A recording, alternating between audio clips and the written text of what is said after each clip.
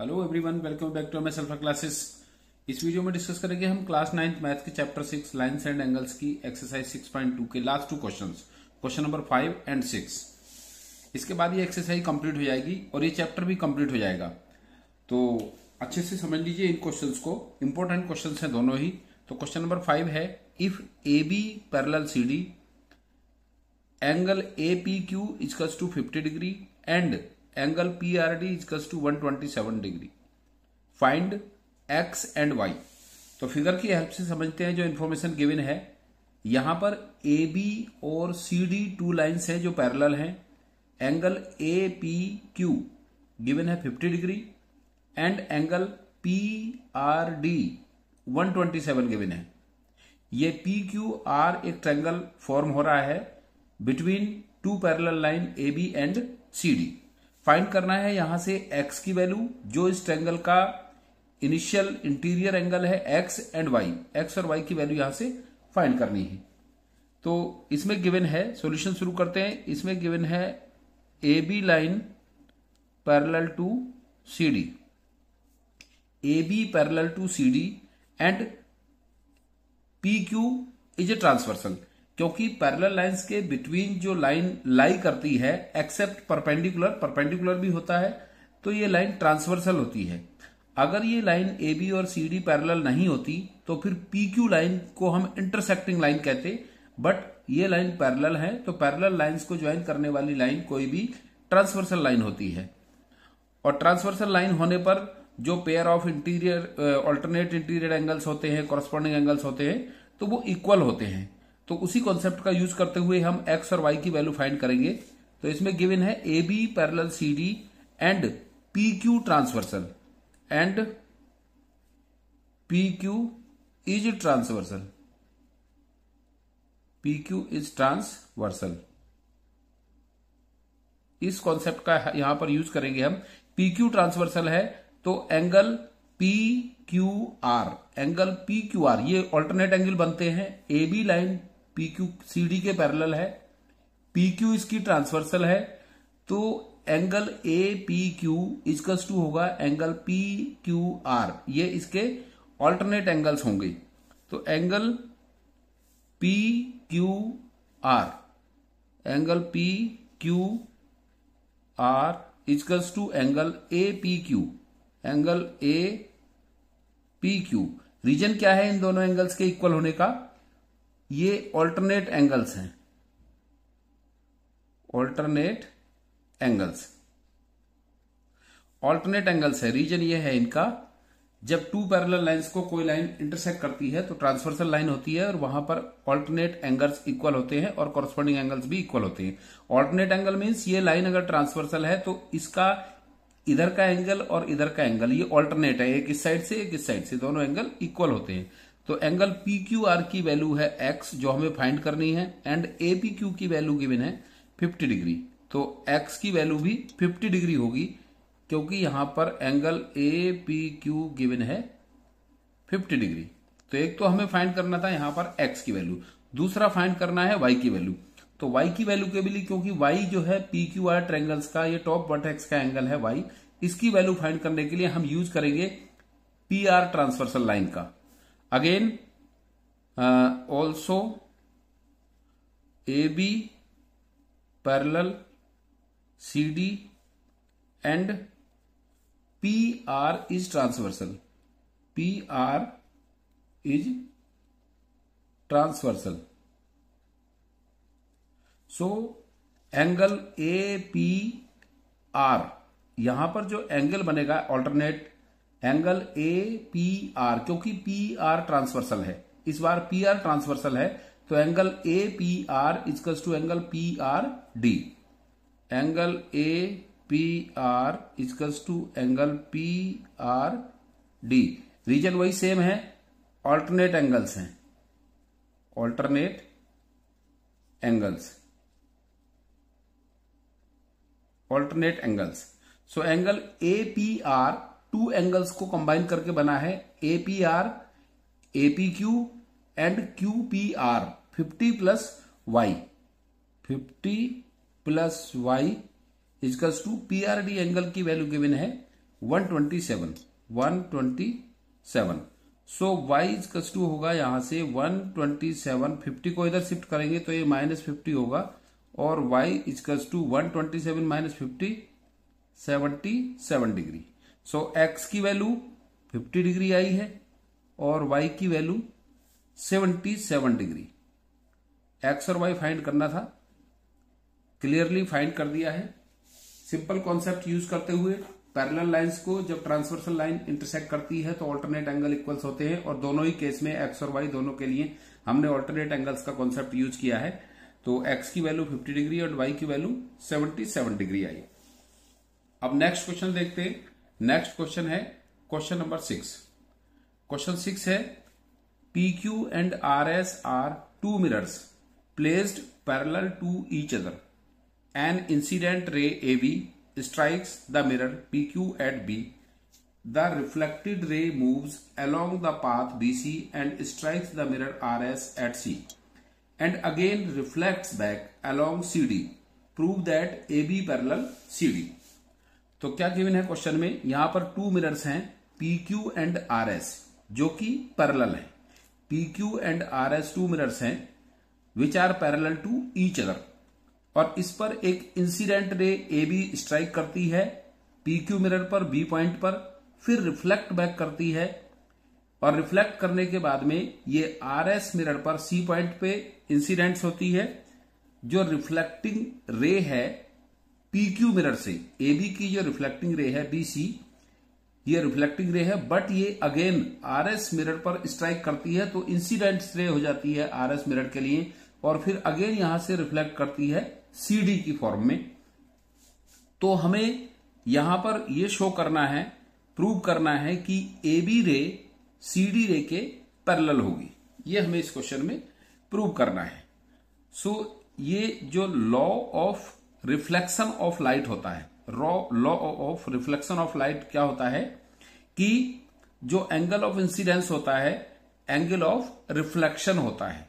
तो उसके लिए हमें यहां पर थोड़ा कंस्ट्रक्शन करना पड़ेगा कि जैसे कि जो लॉज ऑफ रिफ्लेक्शन होता है उसमें इंसिडेंस रे, इसके टू लॉज हैं, इंसिडेंस रे, reflected ray and normal. Normal surface पर मिरर पर परपेंडिकुलर होता है, नॉर्मल सरफेस पर परपेंडिकुलर होता है। तो यहां पर हम इसका एक नॉर्मल ड्रॉ करेंगे, कंस्ट्रक्शन करेंगे, नॉर्मल ड्रॉ करेंगे इस तरह से। इसी तरह से फिर यहां पर RS मिरर पर भी एक नॉर्मल ड्रॉ करेंगे इस तरह से। ये तो इसमें पहले हम स्टेप्स लिखेंगे इसका कंस्ट्रक्शन का और फिर प्रूव करेंगे कि AB पैरेलल होगी CD के। सो पहले कंस्ट्रक्शन लिखते हैं। Construction, draw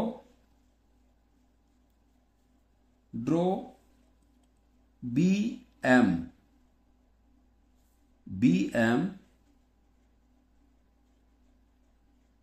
perpendicular, BM perpendicular PQ and CN या CN परपेंडिकुलर RS। जो BM B पॉइंट पे स्ट्राइक करती है PQ मिरर के और जो CN रे है ये RS मिरर के C पॉइंट पर स्ट्राइक करती है।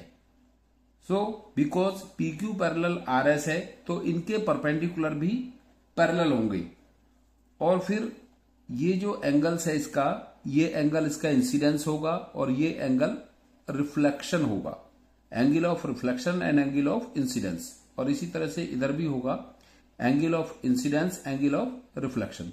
और इनको कंसीडर कर लेते हैं हम angle 1, angle 2, angle 3, angle 4, angle 4। So angle 1 equals to होगा एंगल 2 के by the laws of reflection of light, by, और इसको इक्वेशन 1 कंसीडर कर लेते हैं, by laws of reflection of light and angle 3 equals to angle 4 इसको equation 2 consider कर लेते हैं। ये भी सेम लॉज है, by laws of reflection of light.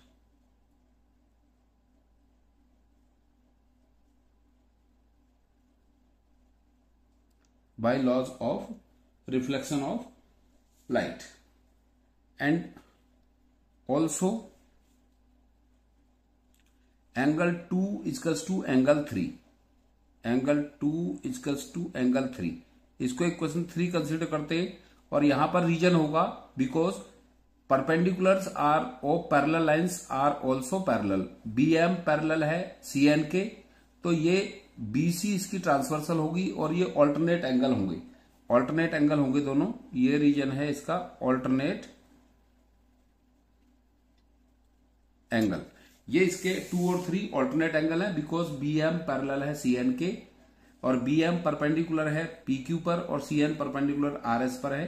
तो पैरेलल लाइंस के परपेंडिकुलर्स भी पैरेलल होते हैं, so that's why BC transversal होगी और एंगल 2 एंड एंगल 3 इसके ऑल्टरनेट एंगल होंगे। अब इन 3 इक्वेशंस का यूज करते हुए from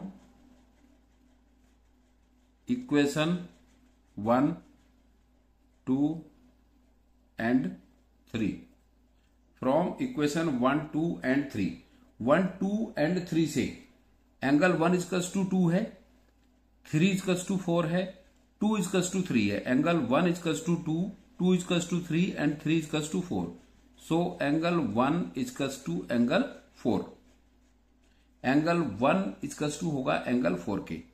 so twice of angle 1 also equals to twice of angle 4, twice of angle 1 equals to twice of angle 4। अब twice of angle 1 को हम अगेन लिख सकते हैं angle 1 plus angle 1 equals to angle 4 plus angle 4, क्योंकि twice of 4 है और ये ट्वाइस ऑफ 1 है। अब फिर हम 1 को लिख सकते हैं angle 1 plus angle 2 equals to angle 4 को लिख सकते हैं एंगल 3 प्लस एंगल 4। कैसे लिख सकते हैं? यूजिंग इक्वेशन 1 एंड 2, क्योंकि 1 इक्वल्स टू 2 है एंड 3 इक्वल्स टू 4 है। So using equation 1 and equation 2, 1 plus angle 1 plus angle 2 equals to angle 3 plus angle 4। Angle 1 plus angle 2, angle 1 plus angle 2 का name है angle ABC, angle ABC equals to angle 3 plus angle 4 का name है angle BCD, BCD। अब क्योंकि ये दोनों angle, angle ABC and angle BCD, ये दोनों एंगल ऑल्टरनेट एंगल है। ऑल्टरनेट एंगल कैसे है कि अगर ये एक लाइन BC ट्रांसवर्सल है तो CD और AB 2 लाइंस हैं जिसको ये लाइन इंटरसेक्ट करती है।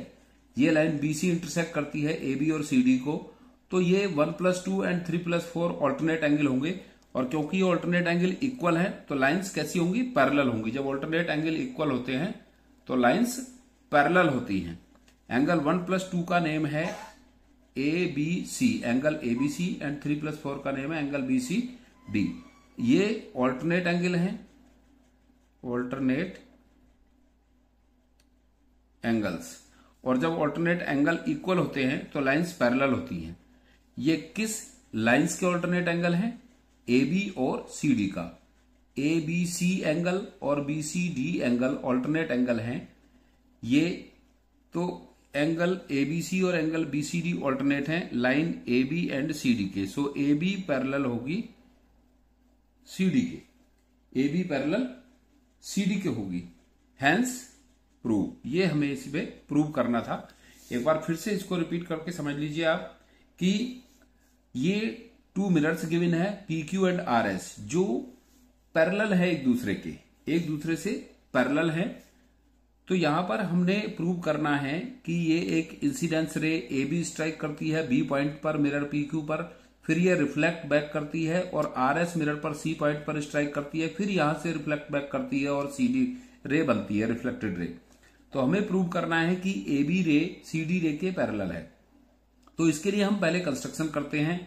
जिस बी पॉइंट पे ए बी रे स्ट्राइक करती है वहां से हम नॉर्मल ड्रॉ करते हैं, और उसी तरह से जो सी पॉइंट पे स्ट्राइक करती है आर एस मिरर पर, यहां से भी हम इसका नॉर्मल ड्रॉ करते हैं। तो क्योंकि ये P Q and R S parallel हैं, तो इनके नॉर्मल भी जो परपेंडिकुलर है, नॉर्मल है ये परपेंडिकुलर, ये भी पैरेलल होंगे। नॉर्मल वर्ड जो यूज कर रहे हैं हम, ये रिफ्लेक्शन ऑफ लाइट में होता है कि जब इंसिडेंट रे किसी प्लेन सरफेस पर जहां पर स्ट्राइक करती है वहां से जो परपेंडिकुलर होता है वो नॉर्मल होता है। तो ये नॉर्मल लाइन है बी एम और सी एन, ये दोनों पैरेलल होंगे। तो उस केस में एंगल 1 इक्वल्स टू एंगल 2 होगा, क्योंकि ये नॉर्मल है, ये एंगल ऑफ इंसिडेंस है, ये एंगल ऑफ रिफ्लेक्शन है। According to laws of reflection of light, angle of incidence equals to angle of reflection. Similarly angle 3 equals to angle 4 होगा, ये भी एंगल ऑफ इंसिडेंस और एंगल ऑफ रिफ्लेक्शन है।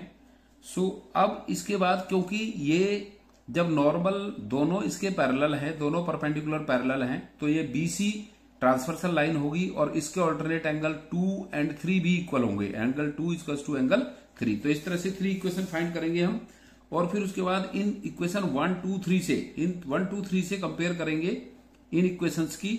तो यहां से आउटपुट आएगा angle 1 equals to angle 4, because angle 1 equals to angle 2 है, एंगल 2 इक्वल्स टू एंगल 3 है, and angle 3 equals to angle 4 है। So angle 1 equals to angle 4। फिर एंगल 1 एंड 4 को ट्वाइस करेंगे, twice of angle 1 equals to twice of angle 4।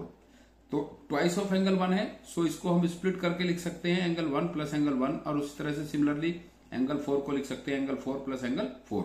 अब because equation